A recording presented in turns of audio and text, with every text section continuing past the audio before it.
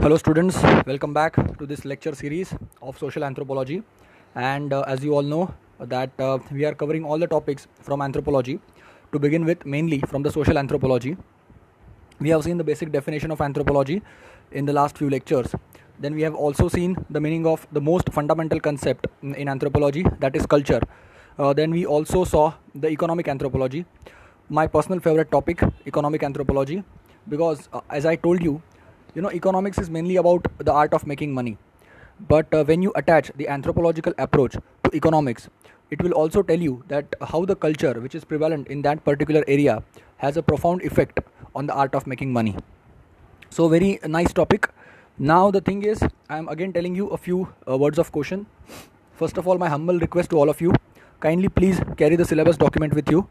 Unless you have a syllabus document with you, unless you know the syllabus by heart, you won't be able to keep a tab on the lectures. You won't be able to, even if I, let's say, in a hurry, if I miss a particular topic, you should be able to figure it out, right?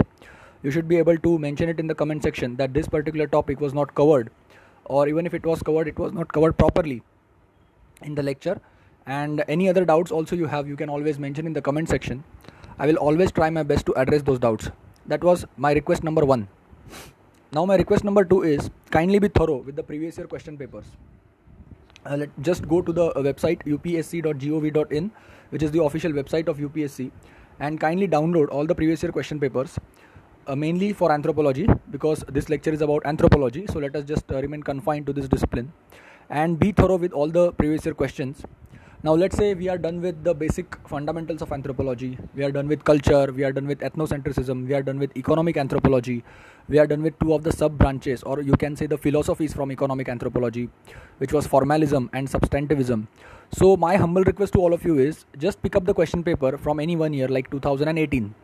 In that, let's say there are 4 to 5 questions of the topics belonging to the topics which I just now mentioned. So your task is, you should be able to at least contemplate some kind of rough answer in your mind. At this stage, I don't want you all, I am not expecting you all to write 2-3 pages of big answers with diagram, with current affairs. That will come later, and I'm sure all of you will be able to do that. Okay, I have faith in you. But right now you should be able to contemplate something. I mean, when you read about, let's say there is a topic, or let's say there is a question, what is ethnocentrism, what is cultural relativism, and write 5 points of differentiation between cultural relativism and ethnocentrism. So are you being able to recall something? Can you write at least 2 points? That is important at this stage. Okay. And the third thing is, right now, see, this lecture, anthropology or any optional subject, the demand of UPSC is, UPSC wants you to dig deeper. Merely by listening to any YouTube series, you won't be able to get good marks like 320 plus or 330 plus in any of the optional disciplines. You have to read the thick books, then you have to read the notes and everything that goes in without saying. But right now, don't rush in. This is a kind of warm-up lecture, and kindly just have faith in me and follow the steps which are given by me. Listen to this lecture carefully, and once there is some kind of test of the discipline. Once you are in love with the discipline, once you are in love with the subject, once you are in love with anthropology, then only it is better for you to start reading the other text. Right now, if you if you start reading the big textbooks, I think you will find them boring. You will find them very cumbersome, and you will think that this optional is not suitable for me. But trust me, this is the story with every optional. Okay, so anthropology being new, there is hardly any coinciding part with GS. Let's say history, if it is your optional, so you already know what is freedom history. You already know what is world history. You already have the idea of art and culture, and let's say temple architecture or ancient architecture. So then, if you start reading the big, thick text for the optional matter, it will be very much convenient for you. But anthropology is altogether new for you. So right now, don't jump behind the big text. Right now, just remain confined to this, or restrict yourself to this videos. Cool. So now let us start the topic of the day. The topic of the video is political anthropology. I repeat, political anthropology. Now, first of all, a quick revision. Anthropology is the study of mankind across space and time. When I talk about anthropology, we just not study about the person, let's say, from India, but also from Africa, from South America, or from any other corner of the world. Then not just a person belonging to 2020, but also from, let's say, 1800 or from 1700 or before Christ, so on and so forth. So the study is not just restricted to present human being, or study is not just restricted to a human being belonging to any one particular corner of the world, but the entire world is our subject matter. The entire timeline, you can say, is our subject matter. Now, when I talked about economic anthropology, I told you economic anthropology is the study of various economic organizations developed by human beings across space and time. It is the considering the fact that culture has a profound effect on those economic organizations.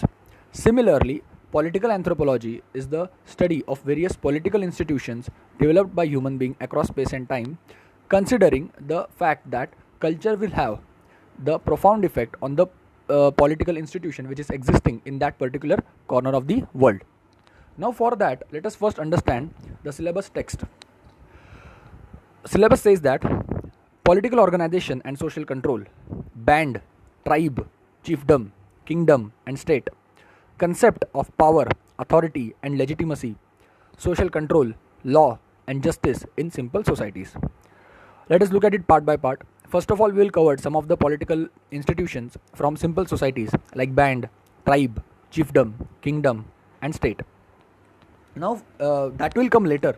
Political organization or political institution is a big word. Let us not jump into that. For the time being, let us first understand the meaning of polity.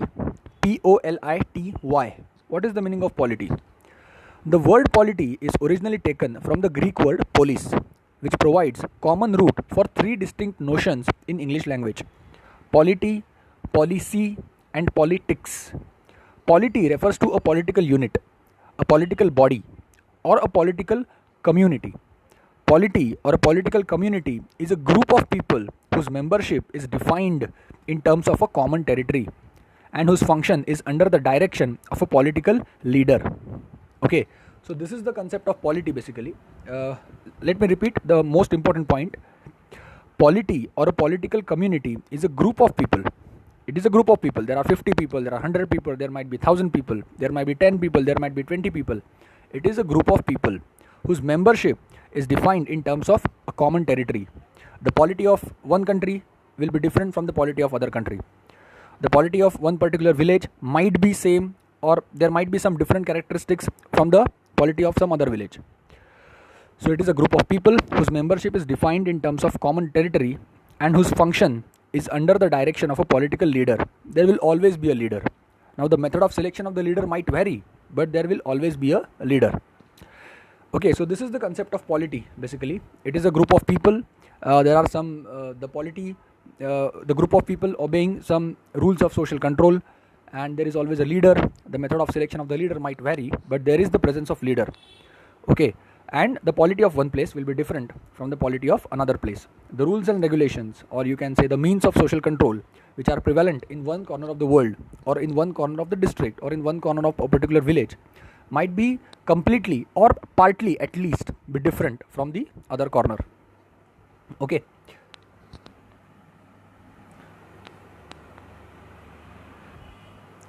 Okay, now let us look at the first political organization, that is band organization. Band organization is the least complicated form. In band organization, the kinship relations and the political structures are the same. Now, what is the meaning of kinship relations? Kinship, for the time being, there is a separate chapter we will study in the course of time. Right now, just understand, kinship is the familial relations.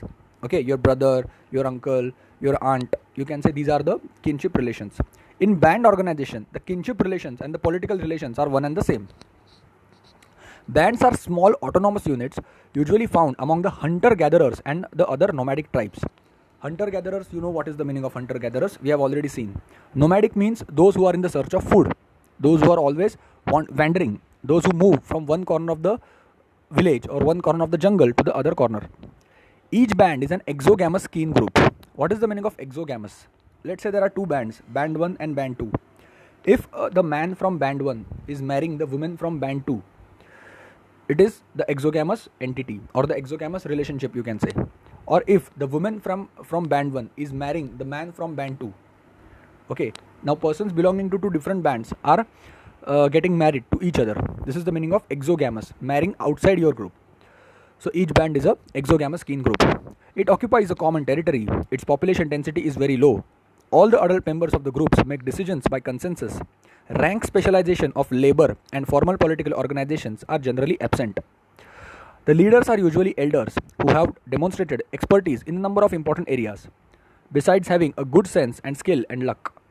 Wrongdoers are judged and regulated by public opinion. So let's say if somebody is committing a mistake, then he will be presented in front of, let's say, 10 to 15 elders, and elders have seen life enough. They have the experience of what is right and what is wrong. Their moral system is very strong. They have immense respect in that particular band. So they will give some kind of punishment to that particular person. That is the system prevalent in band organization. The Eskimo political system is a good example of band organization. Okay, so the Eskimo political system is a good example of this band organization. Okay, now let us move on to the next political organization or the political system that we are going to study, and that is tribe. Okay, so we will study about the tribal political organization. Now there are few points of difference between the band system and the tribal system. Band system occurs among the hunting gathering tribes, or among the hunting gathering groups, you can say. Okay, whereas the tribe system occurs among the horticultural and pastoral societies. Those people who practice the horticultural system or the pastoral systems, that is where the tribal system or the tribe polity system is observed. Band system is least complex political system. It is very simple. There is a group of elders have immense respect, so their judgments are blindly followed. On the contrary, the tribal political system is comparatively more complex. Band system is non-controlled authority. It is a non-centralized authority, and there is no official. Now, when I talked about the elders system, let's say there are 10 elders. So the opinion of all 10 elders carries equal amount of weight. Okay, unlike in the tribal system, where there can be some kind of, let's say, difference of opinion among those who are in the position of power, it can be observed.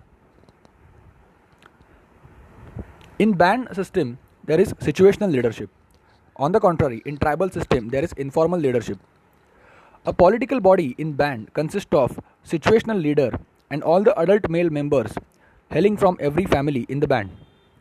A political body consists of lineage council, whereas in tribal system, the political body consists of a lineage council or a clan council or an age order, a military club, a settlement, or a big man. The political decisions in band are made informally or by consensus. Same goes in, this point is common in band as well as tribe. There is a warfare, now the warfare system is common in tribe. The political bodies of tribe are comparatively larger in size than the bands.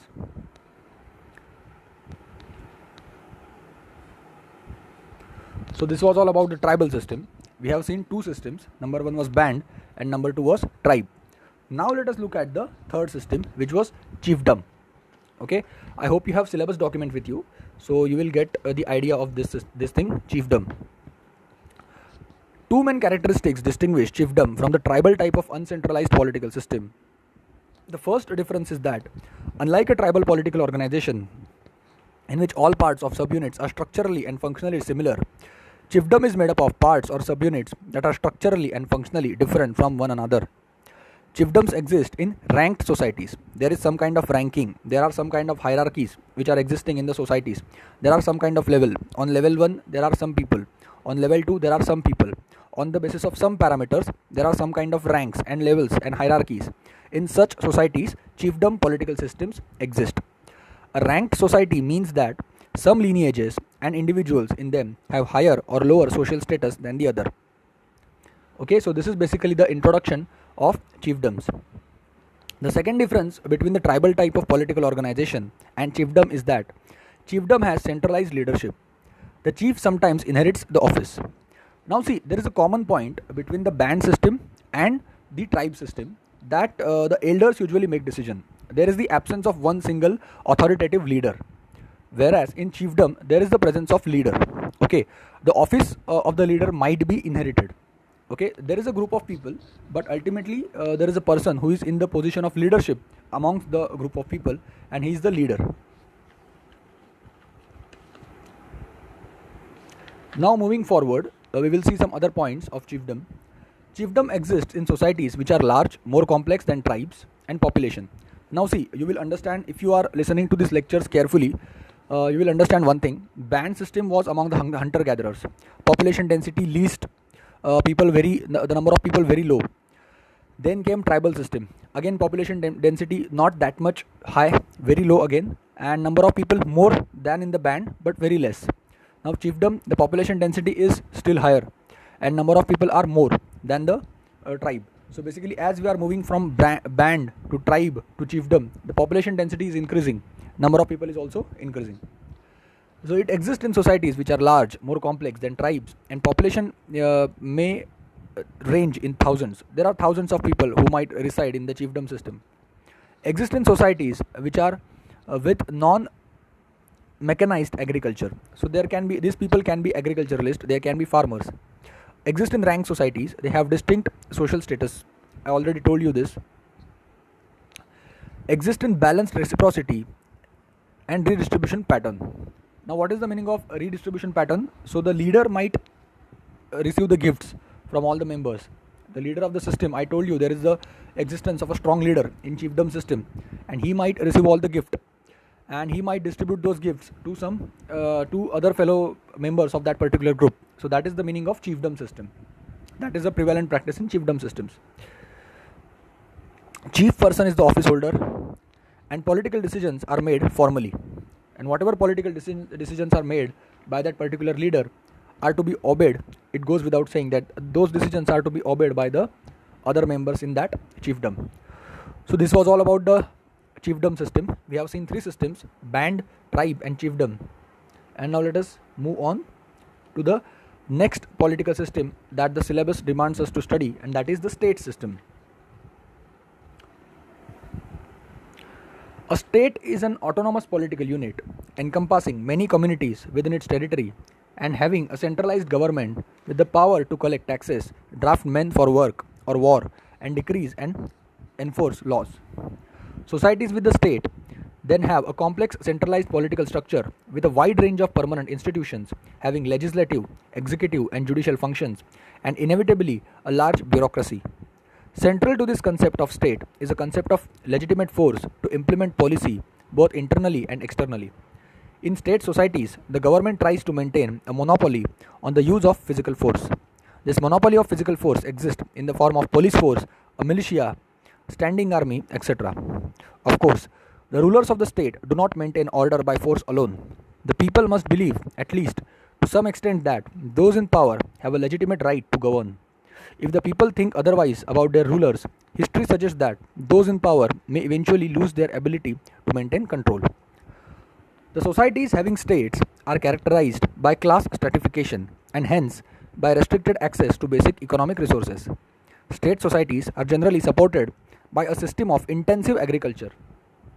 The high productivity of this system allows for the emergence of cities, a high degree of economic and other kinds of specialization, commercial exchange, various distribution patterns, extensive foreign trade.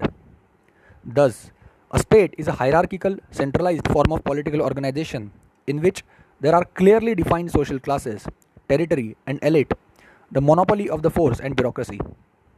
States and chiefdoms differ in two ways. First, states are not formally organized on the basis of kinship or descent. Their populations are divided into socio-economic classes or strata. They typically draw at least a broad distinction between upper and lower strata, namely elites and common people. Kinship ties do not extend from the elite to the common people. Generally, there is a tendency towards endogamy of such stratum. The most common people marry other common people, and members of the elites marry members from the other elite families. The second difference is that although many states have redistributive systems, generosity is underplayed in the state compared with the chiefdom. On the contrary, in the chiefdoms, social ranking is based on kinship. It is difficult to draw a line dividing elites and common people. In contrast to the redistribution in the state, much of that the chiefdom receives does flow back to the population at large. The major difference between chiefdom and state, that is between a kin-based society in which generosity is still associated with the prestige, and a stratified society in which the needs of the elite take precedence over those of the common people. Okay, now see, the state system, this was the explanation which I told you, and now I will explain it in a better way to you. Basically, we started from band, then we came to tribe, then we saw chiefdom, and now we are reading about the state system. The population density in the state system is highest. There is stratification, answer is yes. The political system is in the most mature form. There is a legislative procedure. Legislative procedure means law making procedure.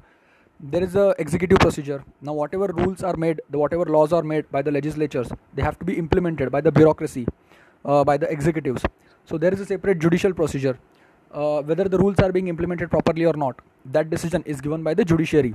So in the state system, the political system is in its most mature form. The legislative arm, the judicial arm, and the executive arms are all separate. There is stratification, but not on the basis of kinship. The stratification is mainly on the grounds of socio-economic status. Elite people and common people. That kind of stratification is observed. Common people group is endogamous. Elite people group is endogamous again.